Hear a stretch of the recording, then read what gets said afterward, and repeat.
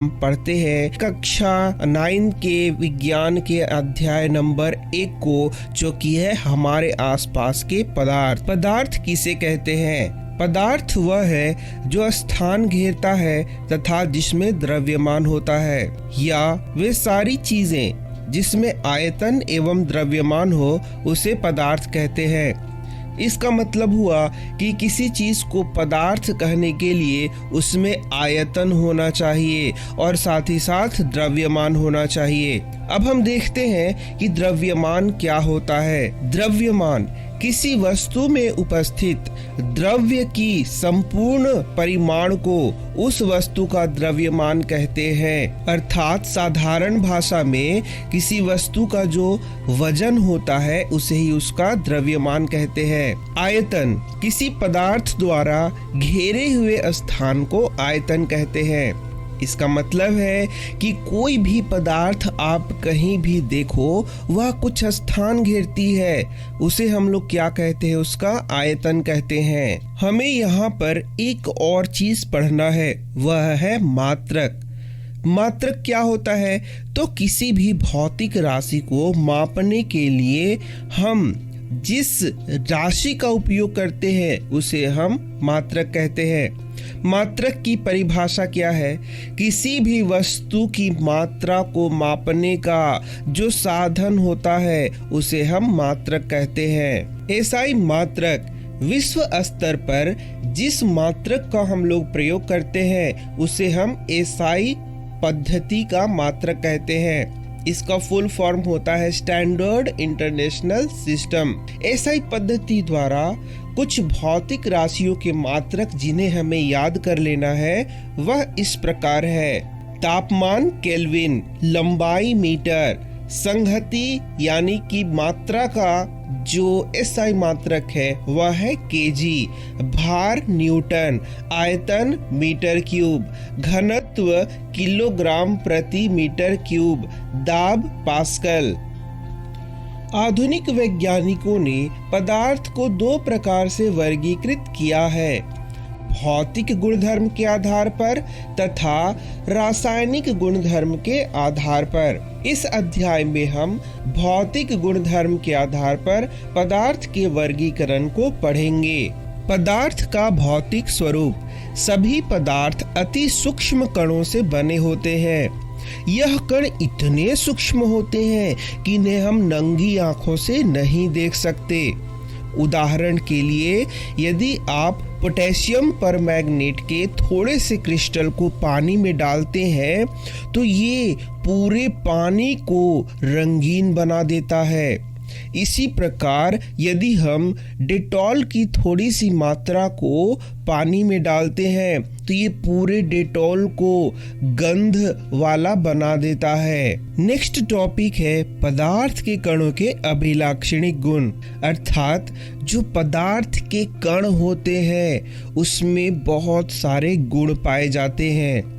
तो भाई कौन कौन से गुण पाए जाते हैं? सबसे पहला, पदार्थ के कण के बीच में रिक्त स्थान होता है। मतलब जो पदार्थ के कण है उसके बीच में खाली स्थान होता है। दूसरा पदार्थ के कण निरंतर गति करते रहते हैं। तीसरा, पदार्थ के कण एक दूसरे को आकर्षित करते हैं। पदार्थ के कणों के बीच रिक्त स्थान होता है, मतलब खाली स्थान होता है। पदार्थ के कणों बीच जो खाली स्थान होता है इसे अंतर आणविक स्थान कहते हैं। उदाहरण के लिए जब हम थोड़े से नमक को लेकर के पानी में घुलाते हैं तो नमक पूरी तरीके से पानी में घुल मिल जाता है और जो पानी है उसका स्तर भी नहीं बढ़ता है। ऐसा क्यों होता है? क्योंकि ये जो नमक के कण है वो पानी के कण के बीच में समा जाते हैं। इसका मतलब कि पदार्थ के कणों के बीच खाली स्थान होता है। दूसरा, पदार्थ के कण निरंतर गति करते रहते हैं। अर्थात जो ये कण हैं वो लगातार गतिशील होते हैं जिसके कारण उनमें गतिज ऊर्जा होती है। ताप के बढ़ने पर गतिज ऊर्जा बढ़ जाती है। तीसरा, पदार्थ के कण एक दूसरे को आकर्षित करते हैं। पदार्थ के कणों के बीच एक बल कार्य करता है। इस बल को अंतर आणविक आकर्षण बल कहते हैं। इस बल के कारण ही पदार्थ के कण एक दूसरे से जुड़े होते हैं। नेक्स्ट टॉपिक है विसरण। दो भिन्न पदार्थों के कणों का एक दूसरे के साथ अपने आप मिल जाना विसरण कहलाता है। इसका मतलब है कि जो अलग अलग पदार्थ हैं वो एक दूसरे से घुल मिल भी सकते हैं। इसे ही हम लोग विसरण कहते हैं। तो इसका एक उदाहरण देख सकते हैं। जब पानी में नील का कुछ बूंद डालते हैं या इंक का कुछ बूंद डालते हैं तो वह पूरी तरीके से पानी में घुल मिल जाता है। यह विसरण का उदाहरण हुआ। इसी के साथ जब हम अगरबत्ती को जलाते हैं तो हम देखते हैं कि उसका जो गंध है वह पूरे कमरे में फैल जाता है। यह भी विसरण का उदाहरण है। विसरण का कुछ और उदाहरण, वातावरण में जो गैस होते हैं वे विसरित होकर जल में घुल जाते हैं। जैसे ऑक्सीजन तथा CO2 का जल में घुला होना, जिसके कारण जलीय जंतु तथा पौधे उसका उपयोग कर पाते हैं। विसरण से संबंधित कुछ मुख्य बिंदु। ठोसों की अपेक्षा द्रवों में विसरण की दर अधिक होती है क्योंकि उनमें रिक्त स्थान ज्यादा होता है। गैसों में गैस का विसरण का दर सबसे अधिक होता है क्योंकि उनके बीच सबसे ज्यादा रिक्त स्थान होता है। कहने का मतलब है कि जब एक गैस को दूसरे गैस में मिलाया जाए तो आसानी से घुल मिल जाते हैं। नेक्स्ट टॉपिक है पदार्थ की भौतिक अवस्थाएं, स्टेट्स ऑफ मैटर। पदार्थ की जो अवस्थाएं होती हैं वह उसके कणों के विशेषताओं के कारण होता है। इसका अर्थ है कि उसके कण किस प्रकार से अरेंज्ड हैं, किस प्रकार से सजे हुए हैं, उस आधार पर ये अलग अलग प्रकार का पाया जाता है। जैसे कि इस आधार पर पदार्थ 3 अवस्थाओं में पाया जाता है। पहला है ठोस, दूसरा है द्रव तथा तीसरा है गैस। पहला, ठोस अवस्था। ठोस का आकार तथा आयतन निश्चित होता है। जैसे एक टेबल का जो आकार है वो हमेशा निश्चित होगा और उसका आयतन भी हमेशा निश्चित होगा। ठोस अवस्था में कणों के बीच का स्थान बहुत कम होता है। इसका मतलब है कि ठोस के जो कण है वो एकदम पास पास होते हैं। इस अवस्था में कणों के बीच आकर्षण बल बहुत अधिक होता है। इसका मतलब है कि ठोस में जो कण है वो पास पास होते हैं, इसलिए वो एक दूसरे को काफी बल से खींचते हैं। ठोस दृढ़ होते हैं, अर्थात बाहरी बल लगाने पर भी ठोस का आकार नहीं बदलता। जैसे मैंने टेबल बताया था, क्या टेबल का आकार बाहरी बल लगाने पर बदलेगा? उत्तर है नहीं। इसका मतलब यह क्या है? दृढ़ है। ठोस की संपीड्यता नगण्य होती है। इसका मतलब है ठोस में दबाव डालकर उसके कणों को पास पास नहीं लाया जा सकता। इसका मतलब है कि ठोस संपीड्य नहीं होते हैं। संपीड्यता का मतलब ही होता है कि कणों पर दबाव डालकर उसको पास पास लाना। ठोस के उदाहरण लोहा, लकड़ी, पत्थर, बर्फ इत्यादि। दूसरा है द्रव अवस्था, लिक्विड स्टेट। द्रव का आयतन निश्चित होता है परंतु आकार अनिश्चित होता है। द्रव का आयतन निश्चित कहने का मतलब है कि द्रव को किसी भी बर्तन में रखा जाए उसका जितना आयतन होगा उतना ही रहेगा, न कम होगा न अधिक होगा। द्रव का आकार अनिश्चित कहने का मतलब है कि द्रव को जिस बर्तन में आप रख दो वह उसी का आकार ले लेता है। द्रव के कणों के बीच स्थान ठोस की अपेक्षा अधिक होता है। द्रव के कणों के बीच आकर्षण बल ठोस की अपेक्षा कम होता है, क्योंकि जो द्रव है उसमें कण थोड़े दूर दूर होते हैं, जिस कारण उनके बीच में आकर्षण बल कम पाया जाता है।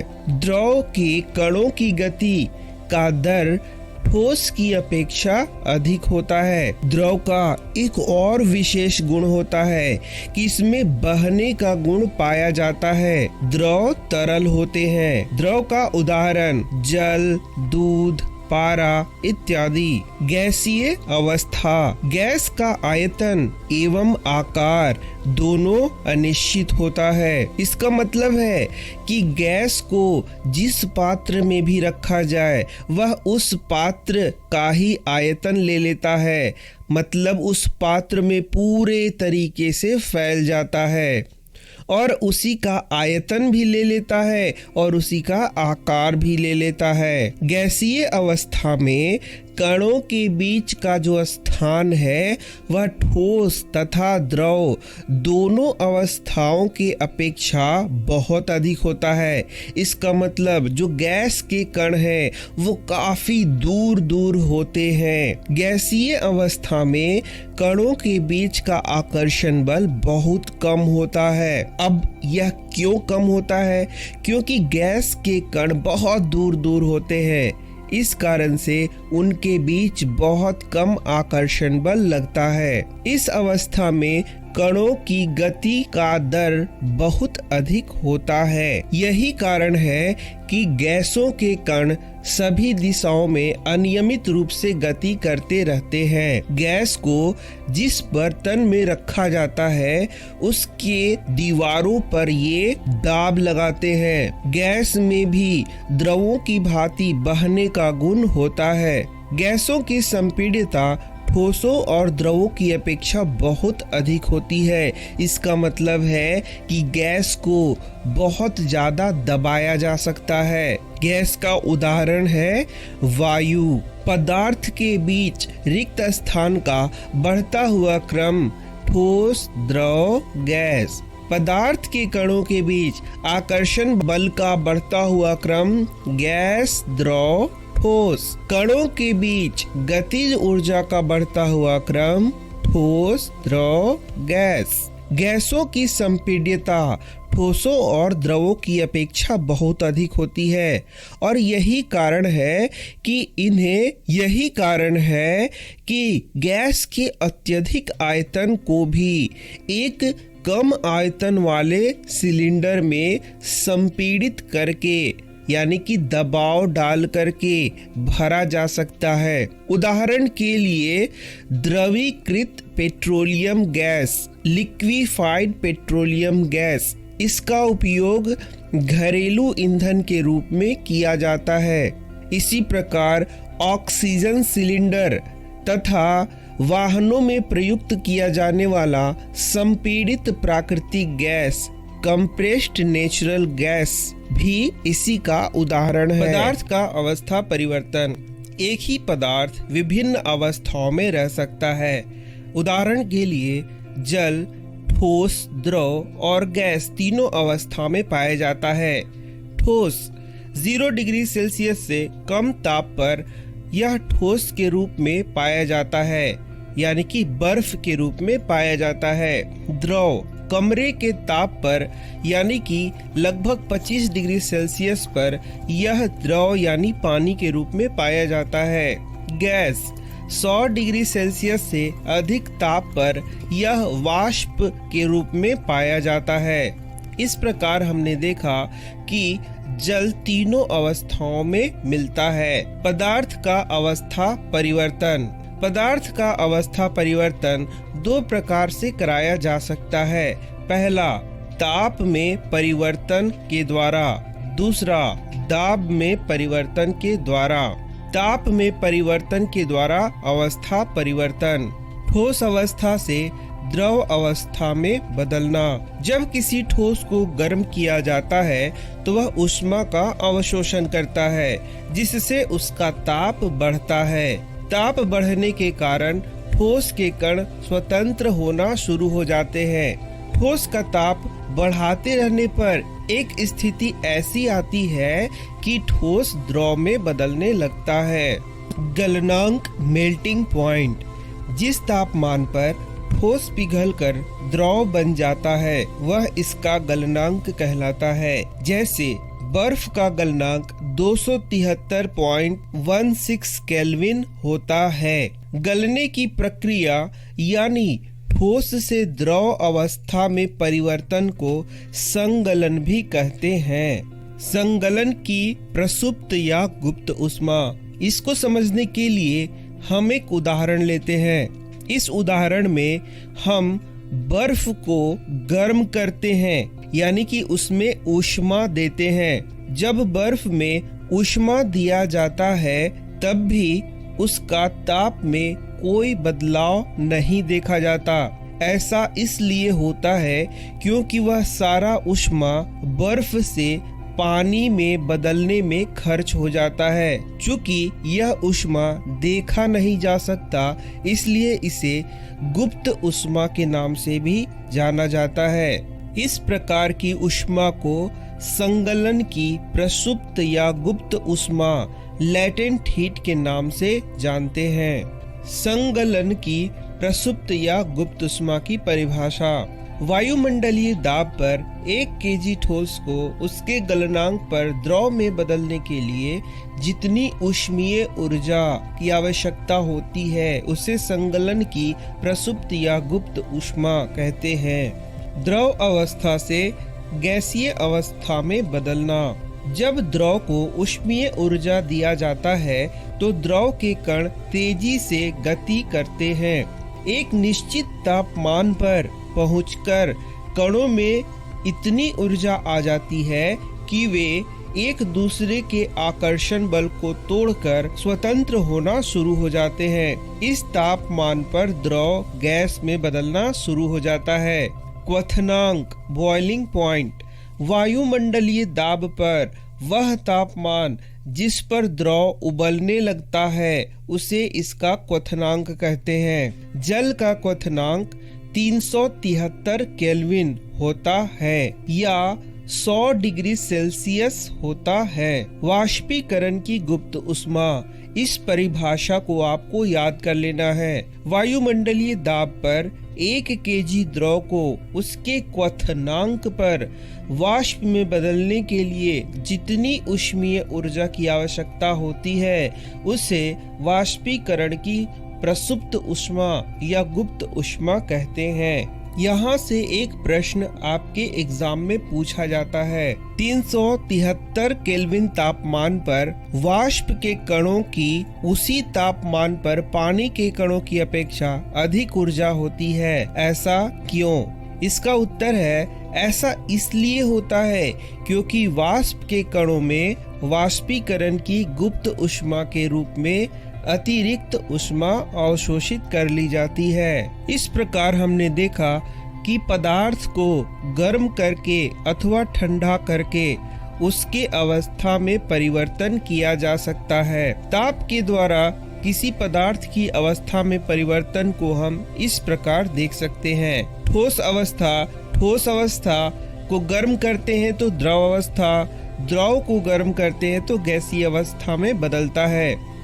वापस से गैसीय अवस्था को ठंडा करने पर द्रव अवस्था और द्रव को ठंडा करने पर ठोस अवस्था में बदलता है। ऊर्ध्वपातन सब्लिमेशन, कुछ ठोस पदार्थ ऐसे होते हैं जिसे गर्म करने पर बिना द्रव अवस्था में परिवर्तित हुए यह सीधे वाष्प अवस्था में बदल जाता है। इस क्रिया को ऊर्ध्वपातन कहते हैं। इसके उदाहरण है